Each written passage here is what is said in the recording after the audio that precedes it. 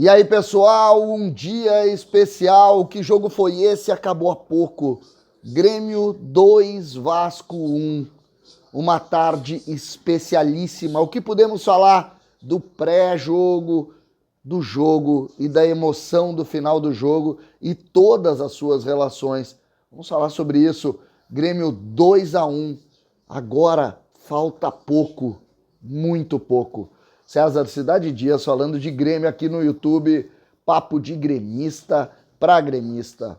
Gente, 50.886 torcedores estiveram na arena neste domingo de sol em Porto Alegre e um domingo muito especial para todos os gremistas. Um jogo diferente, um jogo que começou com um gol do adversário a 3 minutos. Léo Matos abriu o placar pegando uma bola na entrada da área e encontrando o canto do goleiro Breno.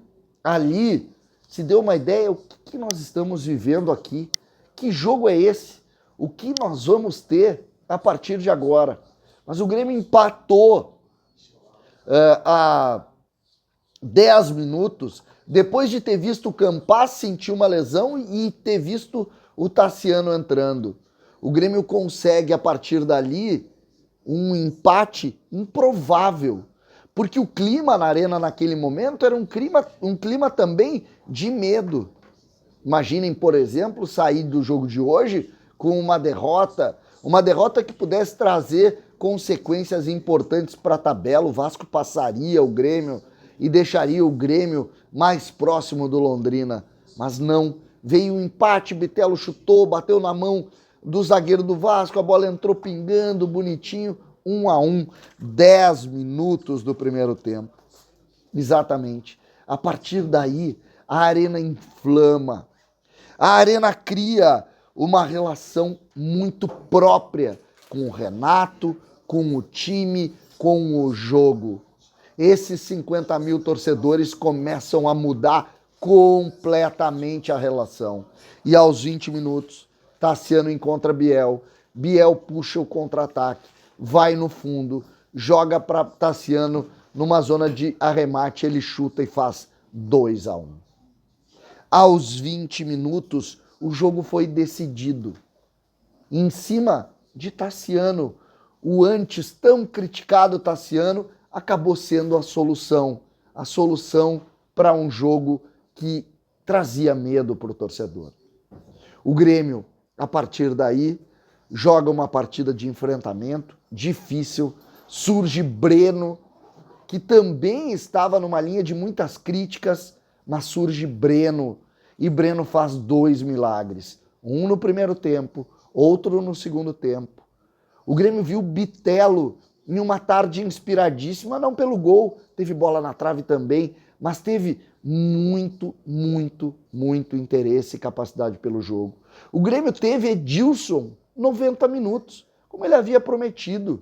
Depois, amanhã, talvez eu faça um vídeo sobre o que ele falou depois do jogo, porque esse momento aqui é um momento para a gente entender exatamente essa posição, o que aconteceu na partida, como que o Grêmio foi tão diferente. Renato, no segundo tempo, se obrigou a fazer modificações e terminou o jogo, pasmem, com 4 volantes.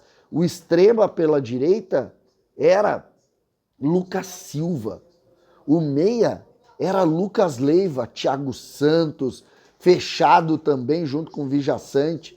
O Grêmio que teve no finalzinho do jogo a entrada também do Elkson no lugar do Diego Souza, teve o Guilherme saindo para entrar, que teve uma grande atuação de Biel, talvez a melhor atuação do Biel com a camisa do Grêmio. O Grêmio que teve nos laterais, o Diogo Barbosa com dificuldade de marcação, mas no segundo tempo com boa agilidade, fazendo troca. O Grêmio que teve todo um ambiente favorável a que as coisas dessem certo. No final do jogo, a partir do apito do juiz, quando o Grêmio já olhando a tabela, abre 6 pontos, tira 5 do Vasco, entrega o problema para Vasco e Londrina, sai da linha de discussão. O Grêmio está escapando da segunda divisão e escapando, segundo Paulo Pires, precisando de 3 a 4 vitórias nesses 9 jogos. O Grêmio começa, por quê? Porque começa a distanciar com algum tipo de ambiente otimista. A ideia que o Grêmio tinha daqueles tropeços nos 4 jogos acabaram, porque o Grêmio vem de 2 vitórias, e 2 vitórias, essa especialmente, contra um bom time. Foi a primeira vitória do Grêmio contra Bahia, Cruzeiro e o próprio Vasco.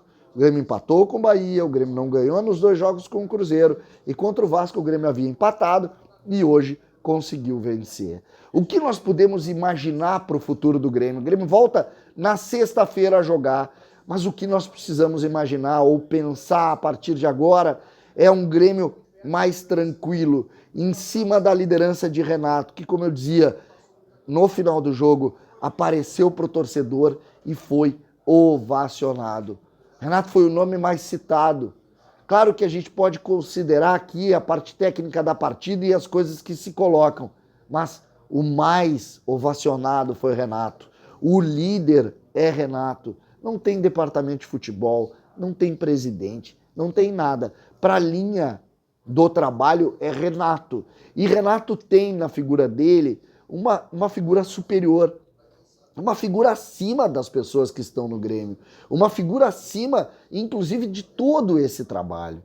Renato conseguiu trazer esse otimismo e esse ambiente, que foi o que foi pensado quando da demissão de Roger e principalmente do ponto de vista da ideia do presidente Romildo em dar esse último gás, essa última corda para esse time que tem dificuldades, que tem 1000 problemas, que não é um bom time, que não tem um grupo homogêneo, que não tem organização, que tem uma série de dificuldades.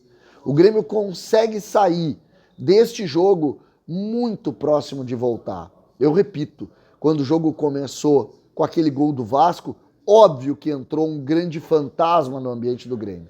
Mas, a partir da virada, a partir da forma como as coisas se colocaram, o Grêmio sai aliviado, sai tranquilo, sai com a sensação de que falta pouco. Tem jogos como o Novo Horizontino e depois o jogo contra o Sport aqui, com a ideia de se fizer 4, 6 pontos, vai estar muito próximo de voltar. E é isso que a gente deseja. O Grêmio perdeu jogadores hoje, Tassiano saiu lesionado, o Bitelo saiu com o 3º amarelo, o Campaz deve ficar fora por bastante tempo porque sentiu a coxa. O Grêmio perde jogadores, mas o ambiente ganhou. A partir da chegada do Renato, esse componente de engajamento do próprio grupo, que é algo que nós temos que discutir hoje apenas pelo lado positivo. Depois, com calma, vamos tentar entender por que esse grupo engaja em algumas vezes e não engaja em outras. Mas esse é outro assunto, porque hoje deu Grêmio e a gente está muito feliz com isso. César Cidade Dias falando de Grêmio aqui no YouTube.